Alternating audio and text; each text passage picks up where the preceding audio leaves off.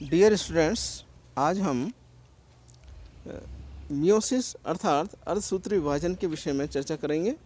जब पिछले लेक्चर में हमने समसूत्री विभाजन अर्थात माइटोसिस के विषय में चर्चा की थी, इसी के साथ a formation of spindle fibre and anaphasic movement of chromosome के विषय में चर्चा की थी। नाउ मियोसिस और अर्धसूत्री विभाजन और we can say reduction division या न्यूनकारी विभाजन। मियोसिस की खोज सर्वप्रथम साइंटिस्ट फार्मर एंड मूर ने 1905 में की। यह डिवीज़न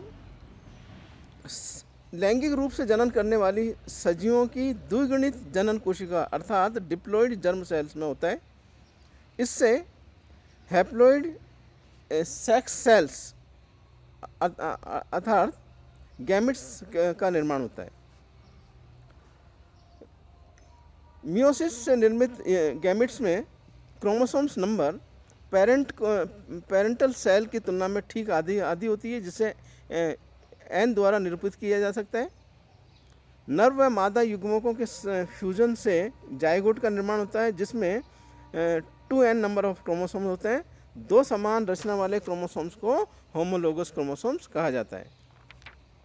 लैंगिक जनन करने वाले सजीवों में मियोसिस डिवीजन अत्यंत महत्वपूर्ण होता है। इसके द्वारा पीढ़ी दर पीढ़ी क्रोमोसोम्स की संख्या को नियत बनाए रखा जा सकता है। अर्धसूत्री विभाजन या मियोसिस प्रोकैरियोट्स को छोड़कर, प्रोकैरियोट्स अर्थात blue green algae, PPLO, bacteria and viruses को छोड़कर अन्य समस्त लिविंग्स, चाहे वो पादप हो या प्राणी के जीवन चक्र में निश्चित समय पर मियोसिस डिवीजन संपन्न होता है। जीवधारियों में गैमेट्स के बनने के ठीक पूर्व मियोसिस होता है। जिन सेल्स में मियोसिस होता है उन्हें मियोसाइट्स कहते हैं। एनिमल्स की मियोसाइट्स को primary spermatocytes and primary oocytes तथा पादपों या प्लांट्स की मियोसाइट्स को स्पोरोसाइट्स के नाम से जाना जाता है। इस डिवीजन के अंतर्गत एक पेरेंट सेल या मियोसाइट से 4 पुत्री कोशिकाओं का निर्माण होता है। प्रत्येक पुत्री कोशिका में क्रोमोसोम्स की संख्या मियोसाइट्स की तुलना में आधी होती है। मियोसिस में क्रोमोसोम्स का डुप्लीकेशन केवल एक बार होता है, जबकि डिवीजन 2 बार होता है। प्रथम विभाजन, जिसे मियोसिस फर्स्ट कहा जाता है, जैसा कि फ्लो चार्ट में दिखाया गया है, यह वास्तविक न्यूनकारी अर्थात रिडक्शन डिवीजन होता है। इसे हीट्रोटिपिक डिवीजन भी कहते हैं। दूसरे प्रकार का विभाजन को मियोसिस सेकंड या होमोटिपिक डिवीजन कहते हैं। यह माइटोसिस के समतुल्य होता है। इस प्रकार मियोसिस को 2 भागों में, meiosis first and meiosis second में डिवाइड किया जा सकता है। मियोसिस फर्स्ट के दौरान क्रॉसिंग ओवर द्वारा 2 नॉन सिस्टर क्रोमेटिड्स के मध्य जीन एक्सचेंज होता है। इस कारण उत्पन्न चारों पुत्री कोशिकाएं जीन संरचना की दृष्टि से डिफरेंट होती है। यह वेरिएशन इवोल्यूशन का आधार है। नाउ मैकेनिज्म ऑफ मियोसिस अर्थात मियोसिस अर्धसूत्री विभाजन की क्रियाविधि। मियोसिस, जैसा कि फ्लो चार्ट में दिखाया गया है, meiosis divided into 2 part, meiosis first and meiosis second.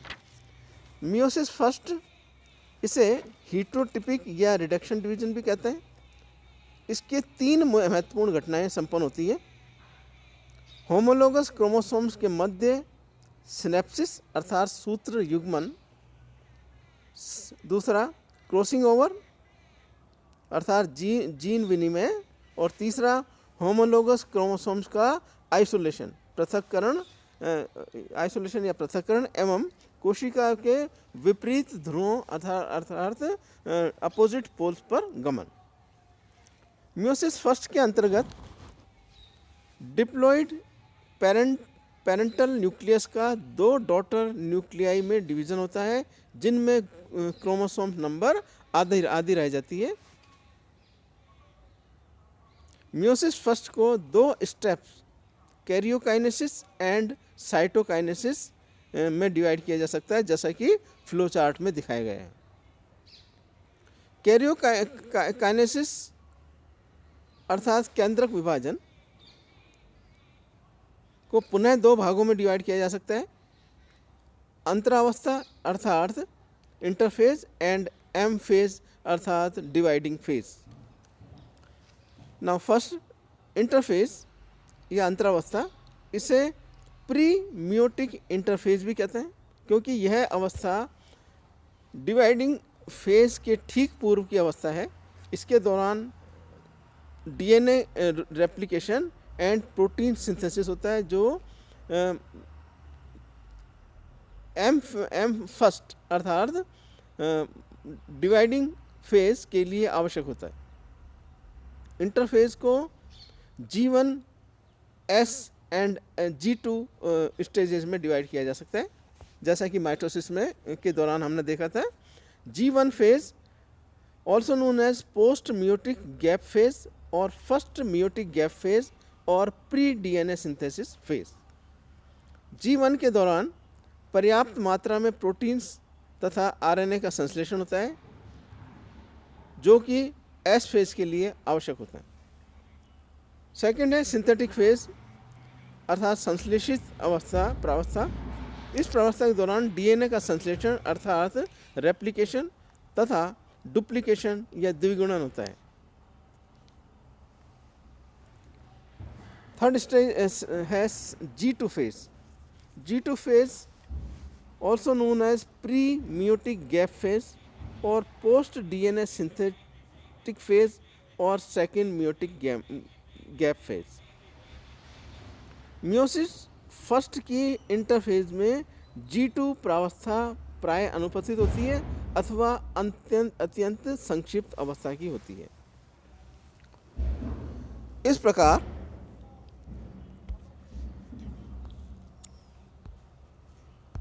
Interphase को दो भागों में G1 S and G2 phase में बांटा जा सकता है और दूसरा M phase and dividing phase के रूप में। नाउ सेकंड,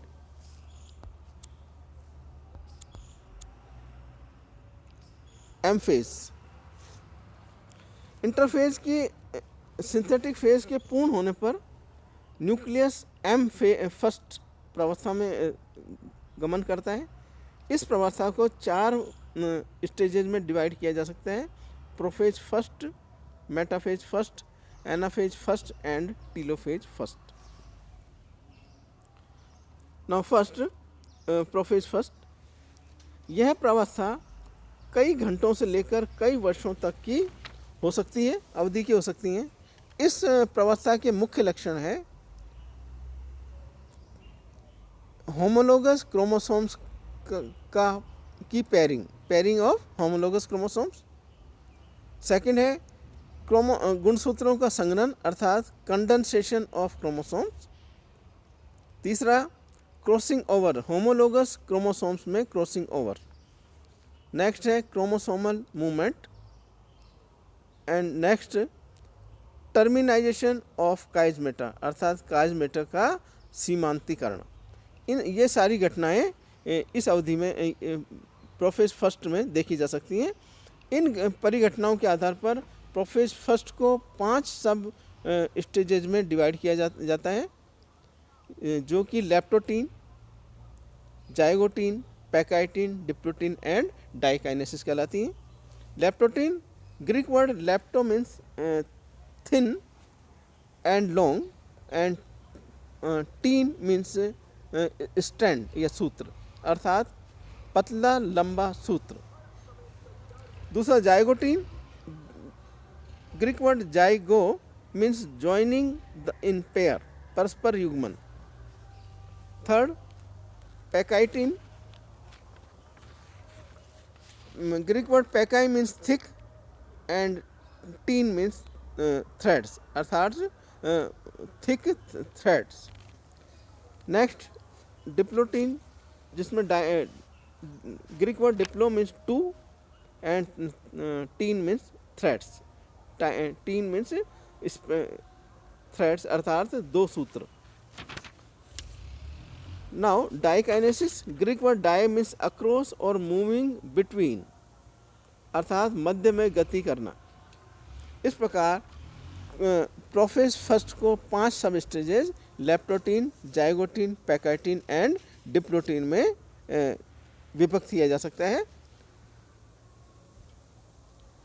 इसके अतिरिक्त metaphase first, anaphase first and telophase first, ये एम फर्स्ट अर्थात डिवाइडिंग फेज की 5 अवस्था होती हैं, prophase first, metaphase first, anaphase first and telophase first.